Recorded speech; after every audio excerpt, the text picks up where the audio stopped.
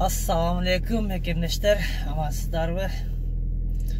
Мен азыр bir kısa video tartayın yaptırам.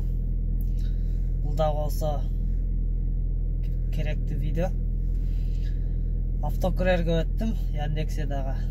Бұға чейін Delivery'de автокүрерде иштеп аттым эле, азыр Яндекстің автокүрері чыгып калды.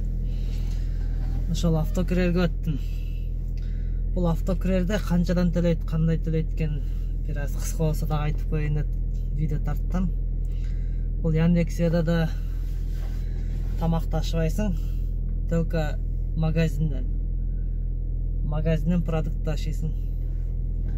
Magnet olsa da başka magazinleri var. Ben az magnetten. Magnetten zakaz çıt.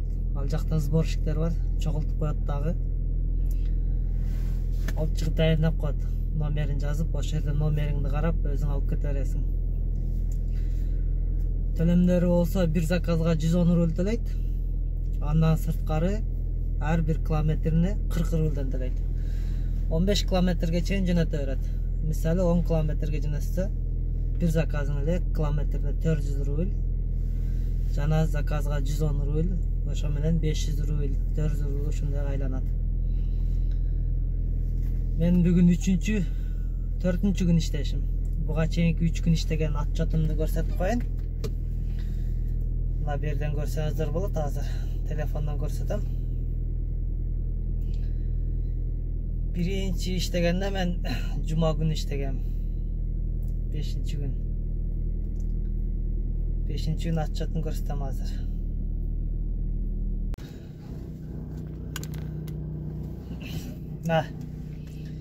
Men birinci işlegende 12 saat işlegem. 12 saat 11 zakaz kıldım. 11 zakaz. 11 zakazda 77 kilometre 977 kilometre жүрүптүм да. Ага болсо 3600 рубль төлөп атат да магач. Бул жерде тура эмес эсептеп койгон. 77 километрди 40 рубльден эсептегенде жетпей калат да. Заказга дагы 11 заказга да 110 рубльден эсептегенде жетпей калат. Бул жармайды. Эми кийинкини көрсөм. Кийинки күнү, кийинки эртеси күнү суббота күнү да.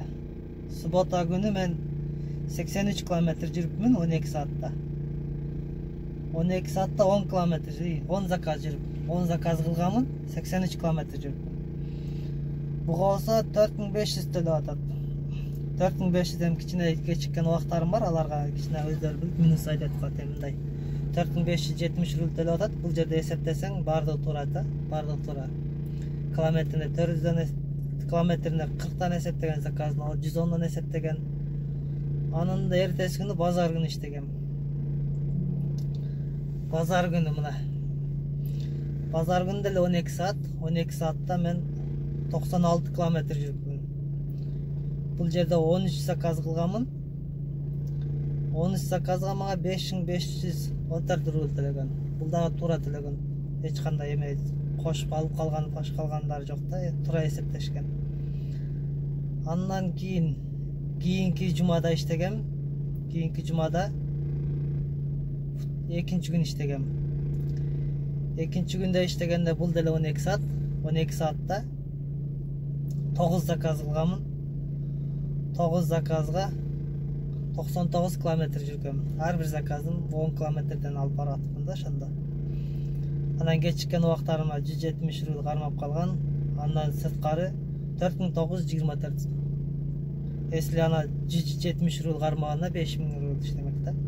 Bundan расходтор 500 рубль бензинге кетет. Анан обед болсо, эми ал өзүңүздөргө жараша эми кандай жейт, эмне кылат, үйүңөн алып келип жесең да болот. Ушул атчаттардан 500 рубль кызмат кылып койсоң, ошондо бир 4500, 4000 ошончодон тапсаңар болот экен да. Ошол достор, бизде азыр Москвада машинасы бар кыргыздар аябай көп. Автокүрерге Яндекске кирип иштеп калсаңыздар болот. Азыр жаңы эле буну башташты. Азыр жакшы төлөшөт. Кийин кандай болот, кийинкисинде билбейбиз.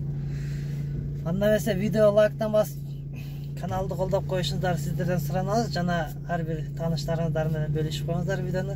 Жана биздин каналга катталыңыздар. жамчай Москвадан жакшы ушундай жумуштар болсо тартып киргизип турабыз.